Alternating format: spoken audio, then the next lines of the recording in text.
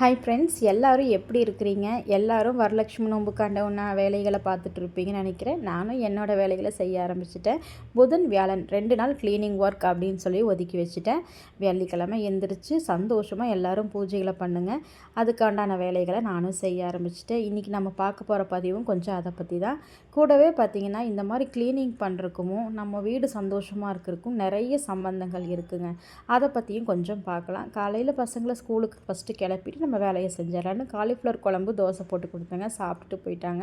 டிஃபனுக்கு egg rice பண்ணி கொடுத்து எடுத்துகிட்டு போயிட்டாங்க. போனதுக்கப்புறம் கிச்சன் கொஞ்சம் கசகசன்னு இருந்தது. அதையெல்லாம் நீட் பண்ணிட்டோம்னா நம்ம வேலையை நம்ம செய்ய ஆரம்பிச்சிடலாம். இது கடையில் சிக்கன் வாங்கிட்டு வந்து கொடுத்தாரு. மத்தியானம் அதை லஞ்சுக்கு செய்யணும். இங்கே வந்ததுக்கப்புறம் நான் கிச்சன் பெருசாலாம் ஒன்றும் பண்ணலைங்க. அப்படியே அரேஞ்ச் பண்ண அதோட சரி. ஆனால் இந்த வாட்டி கொஞ்சம் கிச்சனை ஒரு ரெடி பண்ணி வைக்கலான்னு ஒரு பிளானில் இருக்கேன். அதனால் சரி, இப்போ வேலையை தொடங்கிடலான்ட்டு பழைய மளிகை சாமானெல்லாம் எடுத்து இந்த மாதிரி 1 யூஸ் டம்ளர் வச்சு அதில் போட்டுக்குவேன். ஏன்னா நம்ம வீட்டில் இருக்கிற டீ டம்ளர் இதில் போட்டு வைக்கலாம். ஏன்னா நம்ம ஆல்ரெடி நம்ம க்ளீன் வேலையை இருக்குது, நிறைய வேலை இருக்குது. இந்த டைமில் இன்னும் அப்புறம் அதையும் சேர்த்து கழுவுற மாதிரி ஆகிரும். மேலும் மேலும் வேலை அதிகமாகிட்டே போகிறோம். அதனால் முடிஞ்ச அளவுக்கு இந்த மாதிரி கொஞ்சம் பண்ணிக்குவேன். கவரெல்லாம் இருந்தால் கூட போட்டு வைக்கலாம். திருப்பி எடுத்து நம்ம எல்லா பாட்டிலெல்லாம் கழுவி காய வச்சு எடுத்து இந்த ஜாமான்லாம் தூக்கி அதில் மாற்றிக்கலாம் இல்லையா? அதுக்கு கொஞ்சம் இந்த மாதிரி வைக்கும்போது ஈஸியாக இருக்கும் எனக்கு. நான் இதெல்லாம் வச்சுக்குவேன். அதனால் இந்த 1 யூஸ் டம்ளரில் பார்த்திங்கன்னா வச்சுக்குவேன்.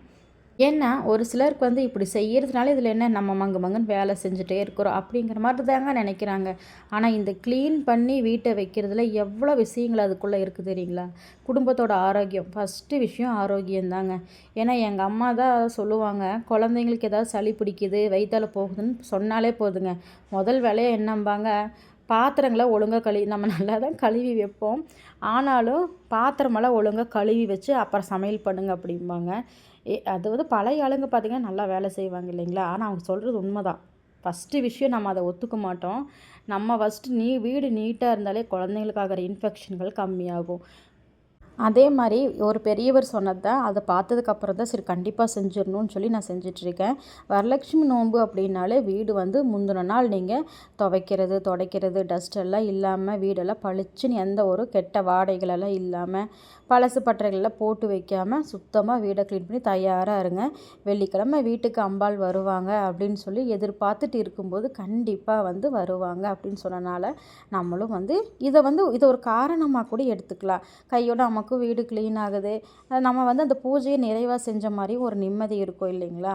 எப்பவுமே கும்பிட்றது தான் வாரம். ஆனால் வருஷத்தில் ஒரு நாள் வர நோம்பியை நம்ம இன்னும் நல்லா நிம்மதியாக கும்பிட்ட மாதிரியும் இருக்கும். பல நன்மைகள் இருக்குன்னு தான் நான் சொல்லுவேன். இந்த கிளாஸ் பாட்டில் பார்த்திங்கன்னா ரொம்ப ஈஸிங்க. ஹேண்டில் பண்ணுறது தான் கஷ்டம். ஆனால் மெயின்டைன் பண்ணுறது ரொம்ப ஈஸி. எதுவுமே ரொம்ப ஒட்டாது. சும்மா கழுவி தேய்ச்சாலே நல்லா பளிச்சுன்னு பளபளன்னு ஆயிரும். இந்த மாதிரி பெரிய ஜல்லடை கூடையில் கமித்தி போட்டு வச்சிட்டோம்னா நமக்கு காலையில் இதெல்லாம் நல்லா நீட்டாக வடிஞ்சு காஞ்சு ரெடியாக இருக்கும். அதனால் நைட்டில் தாங்க கழுவுனேன். எல்லாம் சாப்பிட்டெல்லாம் முடிச்சுட்டு அப்புறம் கடகடன்னு கழுவி போட்டு வச்சுட்டு அப்புறம் படுத்தாச்சு. ஏன்னா நிறைய லேடிஸ் நிறைய காரணங்கள் சொல்லுவாங்க. நானுன்ட்டு தான் எல்லாத்தையுமே சேர்த்தி தான்.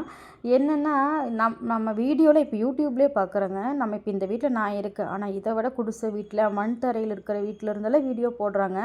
அந்த வீட்டில் அவ்வளோ பளிச்சுன்னு வச்சு அவ்வளோ அரேஞ்ச் பண்ணி வச்சு இருக்கிறாங்க. நானும் கூட ஒரு காலத்துலலாம் ஒரு லெட்டின் ரூம் கூட இல்லாத வீட்டிலலாம் வாடகைக்கு இருந்திருக்கிறேன். அப்போல்லாம் அந்த வீட்டையும் பார்த்து தாங்க வச்சுருப்பேன். அதனால் நம்மளோட சோம்பேறித்தனத்துக்கு நம்ம ஏதாவது ஒரு காரணம் சொல்லக்கூடாது. மேக்ஸிமம் முடிஞ்ச அளவுக்கு இன்றைக்கெல்லாம் வாஷிங் மிஷினு இந்த மாதிரி பார்த்து பைப்பை திருப்பினா தண்ணி வருது. எல்லாமே நமக்கு சொகுசாயிருச்சு. அதனால் உடம்புல வியாதிகளும் அதிகமாகிட்டு தான் இருக்குது. அதனால் மேக்ஸிமம் முடிஞ்ச அளவுக்காவது செய்கிறதுக்கு முயற்சி பண்ணணும். என்ன கேட்டால் நான் அப்படி தான் சொல்லுவேன். இப்போது இவ்வளோ வேலையில் எதுக்கு நீங்கள் சிக்கன் செஞ்சிட்ருக்கிறீங்கன்னு கூட நினைப்பீங்க. ஒன்றும் இல்லைங்க, வீட்டில் அவங்க எனக்கு நல்லா ஹெல்ப் பண்ணுவாங்க. அப்போ நம்மளும் அவங்களுக்கு சின்ன சின்ன ஹெல்ப்பெல்லாம் ஒரு ஹெல்ப்புன்ட்டு இல்லை, ஒரு சந்தோஷமான விஷயங்கள் செய்யணும் இல்லைங்களா? இப்போ இந்த வீடு க்ளீனாக இருக்குந்தால் எப்படி அவங்க சந்தோஷமாக இருப்பாங்கன்னு சொன்னேன். அது மாதிரி சாப்பிட்றது அவங்களுக்கு சந்தோஷம். புதன்கிழமைனால நம்ம வீட்டில் நான்வெஜ் செய்வோம்.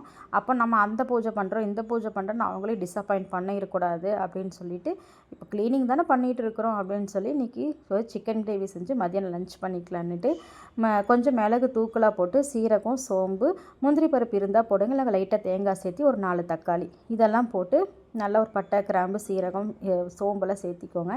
நான் வந்து கரம் மசாலா அரைச்சி வச்சுருக்கிறனால அது சேர்த்திக்கிட்டு பட்டை, கிராம்பு போடலை. இது நல்லா பேஸ்ட்டாக அரைச்சி எடுத்துக்கோங்க. இதுக்கு வந்து சின்ன வெங்காயம் நல்லா பொடியாக அரிஞ்சு வச்சு செஞ்சால் இன்னும் நல்லாயிருக்கும். நான் வந்து சின்ன வெங்காயம், பெரிய வெங்காயம் சேர்த்து போட்டு தான் இன்றைக்கி செஞ்சுருக்கிறேன். இப்போ இதை நல்லா அரைச்சிட்டு வந்து தாளிக்க ஆரம்பிச்சிடலாம். இப்போ கடுகு பொரிஞ்சிருச்சு. இது கூட நிறையா பேருக்கு ஒரு சந்தேகம். நிறைய பேர் என்கிட்ட இது கேட்டிருக்காங்க. நான்வெஜ்ஜுக்கு நமக்கு கடுகு போடணுமா வேண்டாமா? இது ரொம்ப பேருக்கு கன்ஃபியூஸ் ஆகிக்குது. இது கண்டிப்பாக போடலாங்க. ஏன்னா கடுகு வந்து உணவில் இருக்கிற நச்சுத்தன்மை, விஷத்தன்மைகளை எடுக்கிற தன்மை கடுகுக்கு இருக்குது. அதனால் அதுலேயும் நான்வெஜ்ஜில் போடுறது இன்னமும் நல்லது. கடுகு கண்டிப்பாக யூஸ் பண்ணலாம். இப்போ ஒரு 3/4 கிலோ சிக்கன் போட்டுட்டு அது கூட நல்லா மஞ்சத்தூள் போட்டு இது நல்லா மஞ்சத்தூளோடு சேர்ந்து ஒரு 10 நிமிஷம் போல் எண்ணெயில் நல்லா ஃப்ரை ஆகட்டும். நம்ம அந்த மசாலா அரைக்கிற வரைக்குமே ஃப்ரை ஆகட்டும்னு வச்சுக்கோங்களேன். அந்த அளவுக்கு ஃப்ரை ஆனதுக்கப்புறம் கொஞ்சம் மிளகாத்தூள், மல்லித்தூள், சிக்கன் மசாலா போடுற பழக்கம் இருந்தால் போடுங்க. நான் போடுவேன், அதனால் போட்டுட்டேன்.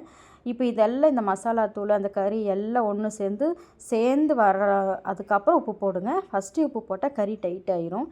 அதனால் இதெல்லாம் சேர்ந்து வந்ததுக்கப்புறம் உப்பு போட்டு திரும்ப ஒரு 5 நிமிஷம் பெரட்டும் போது அந்த உப்பு நல்லா பிடிச்சிக்கும். இப்போ இது கூட பார்த்திங்கன்னா அந்த மிக்ஸி ஜாரில் இருக்கிற பேஸ்ட்டையும் சேர்த்திட்டு அந்த ஜார்லேயே கொஞ்சம் தண்ணி விட்டு லைட்டாக, ஏன்னா எல்லாம் நல்லா வதங்கி தான் இருக்குது, அதனால் கொஞ்சம் தண்ணி கொஞ்சமாக சேர்த்துனாலே போதும். மூடி போட்டு நல்லா ஒரு 1/4 மணி நேரம் 20 நிமிஷம் மீடியம் ஃப்ளேமில் விட்டுருங்க. அது பாட்டுக்கு நல்லா வேகட்டும். குக்கரில் வச்சா ஒரு 3 விசில் கரெக்டாக இருக்கும். மதியம் அவங்க வந்ததும் சாப்பிட்டு கொஞ்சம் ரெஸ்ட் எடுத்துகிட்டு டக்கடன்னு ஃபேன் எல்லாம் தொடச்சி எனக்கு சோஃபாலாம் நகர்த்தி க்ளீன் பண்ணி கொடுத்துட்டாங்கங்க. ஒன்று சொல்லுவாங்க இல்லையா, நம்ம காட்டில் நம்ம தான் ராஜான்னு. அது மாதிரி நம்ம வீட்டில் நம்ம தான் ராணியாக இருக்கணும். எப்படி இருக்க முடியும்?